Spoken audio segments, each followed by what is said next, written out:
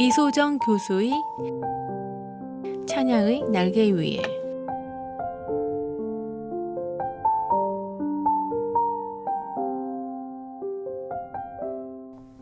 안녕하십니까. 찬양의 날개 위의 시간 진행을 맡고 있는 이소정입니다. 오늘 11월의 셋째 주 월요일 아침 청취자님들과 함께 나눌 찬송은 통일찬송가 138장, 새찬송가 151장에 실려있는 만왕의 왕 내 주께서입니다.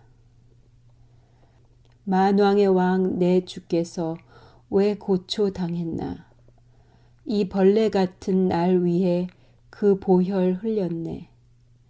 십자가 십자가 내가 처음 볼 때에 나의 맘에 큰 고통 사라져. 오늘 믿고서 내 눈 밝았네. 참 내 기쁨 영원하도다. 주 십자가 못 박힘은 속죄함 아닌가. 그 긍휼함과 큰 은혜 말할 수 없도다. 십자가 십자가 내가 처음 볼 때에 나의 맘에 큰 고통 사라져. 오늘 믿고서 내 눈 밝았네. 참 내 기쁨 영원하도다. 늘 울어도 그 큰 은혜 다 갚을 수 없네. 나 주님께 몸 바쳐서 주의 일 힘쓰리. 십자가 십자가 내가 처음 볼 때에 나의 맘에 큰 고통 사라져. 오늘 믿고서 내 눈 밝았네. 참 내 기쁨 영원하도다. 이 찬송은 영어 찬송의 아버지라고 불리는 아이작 와츠가 작사한 가사에 미국의 음악가 랠프 허드슨이라는 분이 곡을 붙인 찬송입니다. 1707년에 Hymns and Spiritual Songs 라는 찬송가집에 실려서 출판되었던 이 찬송 가사는 여러 다른 곡조에 의해 불려지고 있었는데요. 가사가 출판된 후 거의 180년이 되어가는 1885년에 미국 작곡가가 만든 또 다른 새로운 곡조와 결합된 것이죠. 그런데 이 찬송을 잘 살펴보면 첫 두 단과 그 뒤의 후렴 부분이 조금 다른 성격을 띠고 만들어져 있는 것을 알 수 있습니다. 그 이유는 후렴 부분의 가사는 아이작 와츠가 쓴 것이 아니기 때문입니다. 그럼 이 후렴은 누구의 것일까요? 이 곡조를 작곡한 랠프 허드슨이라는 이야기도 있고, 당시의 구전으로 불리던 후렴구를 랠프 허드슨이 가져다가 붙였다는 이야기도 있습니다.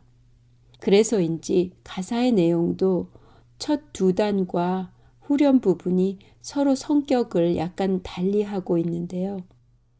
아이작 와츠가 지은 첫 두 단의 가사는 주님께서 십자가상에서 이루신 속죄의 은총이 차분하면서도 약간은 무거운 분위기로 묘사되어 있지요. 이에 반해서 후렴구의 가사는 그 구속의 은혜가 이루어진 십자가를 바라볼 때 내가 가지게 된 믿음으로 인해서 기쁨이 넘친다는 내용입니다. 그럼 곡조는 어떨까요? 찬송 곡조도 첫 두 단은 점잖은 리듬으로 이루어져 있는 반면에 후렴부는 짧은 부점 리듬을 지속적으로 사용해서 밝은 느낌을 표현하고 있습니다. 이 찬송을 작곡한 랠프 허드슨은 19세기 중반에 미국 오하이오주에서 태어나 음악 선생의 길을 거쳐 설교자가 되었고, 당시 미국에서 유행하던 캠프 미팅을 통한 복음 전도 활동에 활발히 참여하였다고 합니다. 한 해가 서서히 저물어가고 있습니다. 이번 주 감사절을 지나면 주님의 오심을 준비하는 대강절 기간이 시작되고 금방 성탄절을 맞이하게 되겠죠.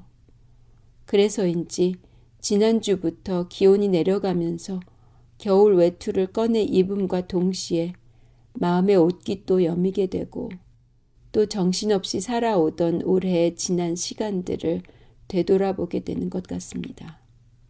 갈라디아서 6장 14절.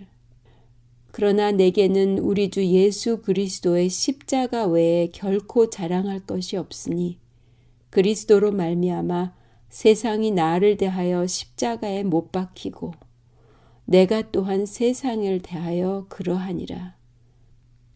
이 엄숙한 사도 바울의 신앙 고백을 읽으면서 이 찬송의 후렴 첫 구절을 묵상해 봅니다.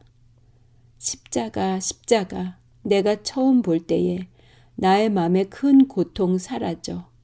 오늘 믿고서 내 눈 밝았네. 참 내 기쁨 영원하도다.